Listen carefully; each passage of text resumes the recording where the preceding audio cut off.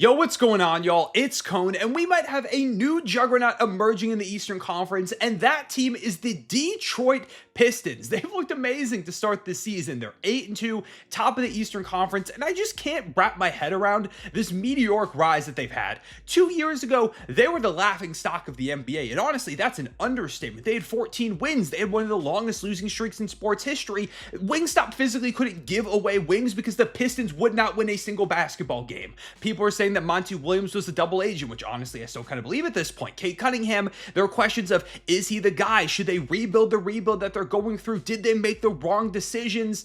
There was a lot going on over there in Detroit, but in the 2 years since, they've rapidly improved to one of the brightest futures in the league. Last year, they give the Knicks a really good first-round playoff series, and now they're on top of the Eastern Conference with their best start in 20 years. Since 2005, they've not been this good through 10 games. It's very, very impressive. Outside of one game against the Cavaliers where they looked very pedestrian, they've been competitive or just flat out better in every single game so far this season. I've been impressed, and I was someone who wasn't like on either side of the Pistons debate. Some people thought they could be way better this season. Others thought that some of the moving parts and potential stagnation could lead to them slipping a little bit or just staying about the same. I thought they were in for slight improvement. I had them as the 5th seed, but did feel like there was a world where guys really popped off and they looked a lot better. Turns out it's this world, because right now, specifically Cade Cunningham and Jalen Duren, and we could even throw Ausar Thompson in there, have all been unbelievable. You kind of know the drill with Cade Cunningham every single night. I feel like tonight against the Sixers is a great example. 26 points, 11 assists, and just giving you clutch buckets left and right. Cade Cunningham has been easily one of the best fourth quarter performers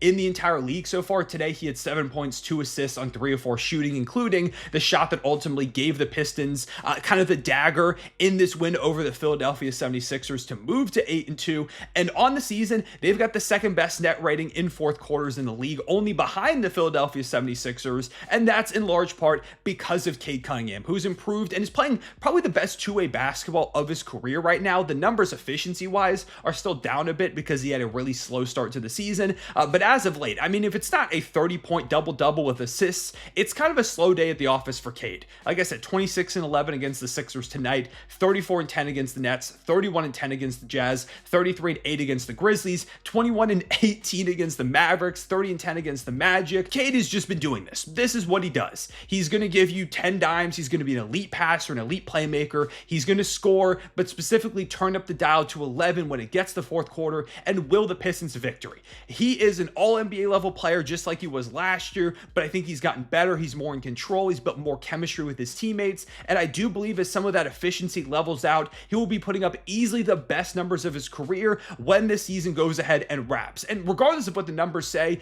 this is the best version of Cade Cunningham that we have seen, and this is a guy that I feel very confident can lead the Pistons on a potential deep playoff run this year. Like as soon as right now, when I'm talking about the Pistons emerging in this Eastern Conference, I'm not just saying that they could be really good over the next couple of years and maybe make a finals. I'm saying as soon as this year, I think there's a world where this is an Eastern Conference Finals team. Maybe not making the finals, maybe they lose round 2, but making round 2 I think is a very realistic expectation for this Pistons team, and even beyond, depending on how they look like when Jaden Ivey comes back, because one of the big weaknesses with this team right now is that they don't have a big time secondary guard creator. Last year Dennis Schroeder did some of that a little bit from Malik Beasley, but Jaden Ivey is kind of supposed to be that guy, and he's not played at all so far yet this season. So when Jaden Ivey comes back and they have him as well, who was having the best season of his career by far last year, that's going to bring this offense up a bunch, because so far, as good as they've looked at times on that end, they're only ranked, I think, like 18th. Now, over the last 5 games, they've been 11th, so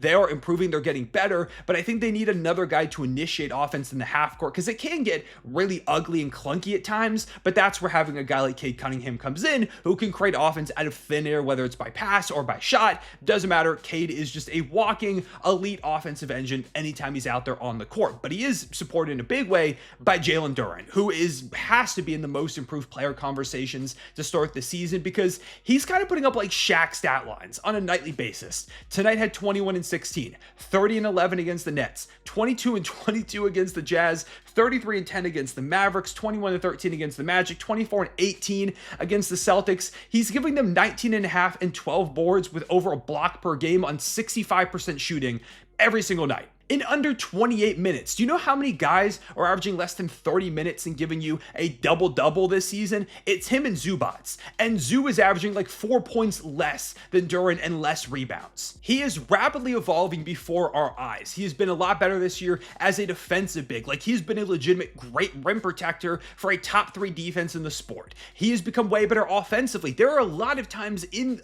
all the Pistons games where he's just facing up and taking opposing bigs off the dribble. That's not something Duren was doing super often over the first 3 years of his career, but he's made it a point now, and it's made them a lot more deadly, and it's made him a lot more effective. He's getting to the free throw line. It's something that's going to pay a ton of dividends when you get to the playoffs and teams are setting doubles or traps at Cade Cunningham, and he swings the ball over. They've got a zone, and you get Jalen Duren the ball in the middle, and suddenly he's able to break down an opposing big off of a face-up. And of course, he's just one of the best rebounders in the league, so left and right, he's giving you extra opportunities. Duren is an all-star so far this season. If he keeps playing like this, he is a lock to be an all-star in this Eastern Conference, and I think he's going to get there, and that is such a massive plus to have 2 all-star level players, an all-NBA one in Cade Cunningham, at your guard and your big spot, because that synergy is so important in this league, and you see it when they play off of each other, whether it's Duren setting a screen for Cade to get downhill and throw him a lob, or for Cade to get downhill and then finish at the rim. Like, those 2 potential options, plus the threat of Cade being the elite playmaker that he is, just makes it such a nightmare to try and cover the Pistons, especially when their shooters are hitting. And shout out to like Duncan Robinson, who's been really good. He's not the volume shooter that Malik Beasley was, but he's shooting 40% from 3. Karis LeVert is also shooting 40% from 3. Jaden Ivey last year before injury was shooting 40% from 3. If he can be back even somewhat similar to that, that is a terrifying thought. Tobias Harris has not played much as of late, and he didn't start off the season the most efficient, but last year was a consistent weapon for them. So when he gets back, that's going to be another big plus. Maybe there's even a world where Malik Beasley gets cleared of the investigation and he comes back and adds a massive shooting punch to this team on a minimum contract, because I think that's the way it's going to go if he gets cleared at some point this season. There is just a lot to like here about this Pistons squad, and that's without even mentioning Ausar Thompson, who has some of the highest upside on the entire roster. He's only 22 years old, and he's already one of the best defenders in all of basketball. If he's not getting you like 2 to 3 steals and a block, like at least 2 to 3 stocks a night, you're kind of surprised. He is consistently put on the opposing team's best player and gives them absolute hell. He's insanely quick laterally. He's one of the best athletes I've ever seen. He can dunk on you. He has ridiculously good timing on his cuts, and that's so good to have next to a guy like Cade, who knows where everybody's going to go, where he's going to be, and those guys have developed so much chemistry. Ausar is more comfortable attacking just on his own on ball right now. The 3-point shot, still not very good, but it's improving up from 22% last year to 30.8%. Ausar is a monster. He is easily one of the best players on this team, and he's part of the big 3. It is Cade, it is Ausar, and it is Jalen Duren. And Cade and Ausar are both all-stars, and I think Ausar Thompson is going to get there sooner than later. Those 3 guys as your core, your building blocks going forward, a guard, a big, and a wing, who are all hyper-talented, and I really like the fit of together. It's got to be scary for the rest of the NBA. And keep in mind how young these guys are. Jalen Duren turns only 22 years old, and he's averaging a 20-point double-double in 8 days. Ausar Thompson is only 22. Cade just turned 24 years old. These guys are going to be together for years and rapidly improve. You're already seeing how much chemistry they've built as you get more talent around them. JB Bickerstaff, I like him a lot as this head coach. The Pistons are good. They're an elite defensive team that still has so much room to grow and get better offensively as they get Jaden Ivey back in the lineup, as you know, they get more chemistry like Karis LeVert and Duncan Robinson. If Malik Beasley comes back, they've got the assets to make a move around the deadline if they want to, and I think they should really consider it if someone that can bring in an offensive punch can, because in this Eastern Conference, with the way they're playing, again, I don't think a deep run is at all out of the realm of possibility for this Pistons team. If you told me they're in the conference finals at the end of this season, I'm not really shocked. If you say NBA finals, probably a little bit just because they're really young, but I think they've got that type of upside for at least the second round, if not the conference finals, if everything can click the way that I can, because also defensively, like Isaiah Stewart has also continued to improve, and he's one of the better rim protectors in basketball at this point. Like,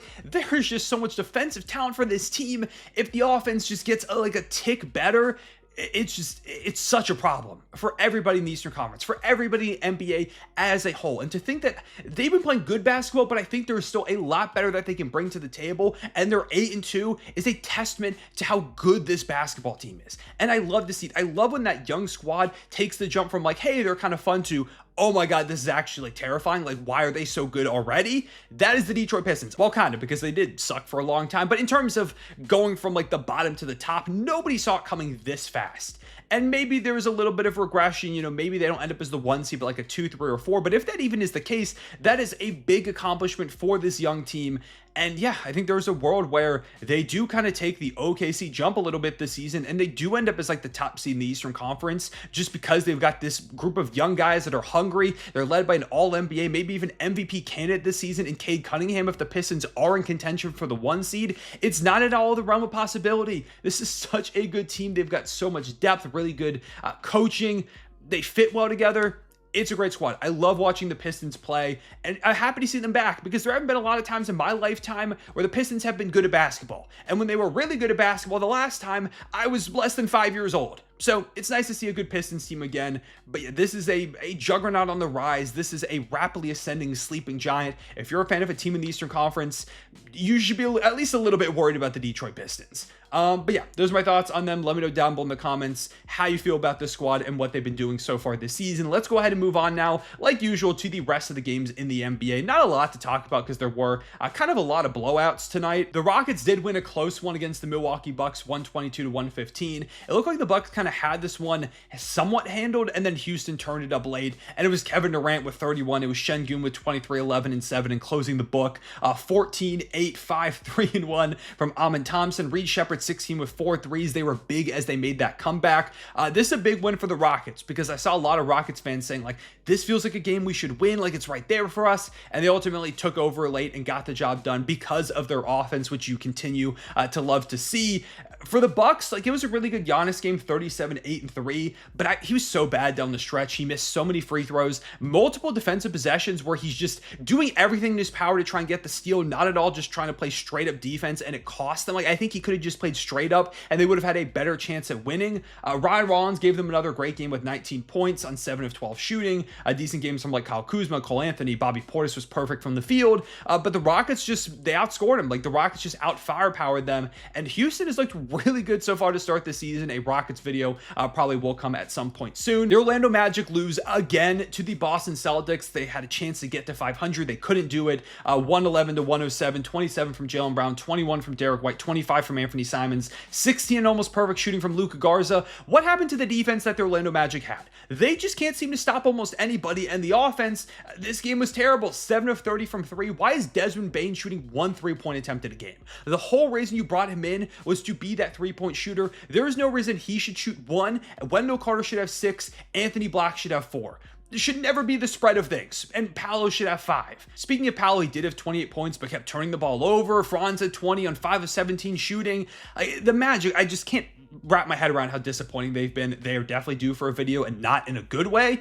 The Thunder were down big to the Grizzlies by 19 in the first half, and then ended up winning by 14 points, 114-100. A lot of that was Shea, who went on a personal 9-0 run in the fourth quarter. In the third quarter, turned up. Like in the first half, Shea finished, I have to find the exact numbers here, with 13 points on 5 of 14 shooting. What would you guess his efficiency ended up being? Because he ended up shooting exactly 50% with 35, 7, and 6 and 2 steals. It's kind of just what Shea does. It doesn't matter how he starts.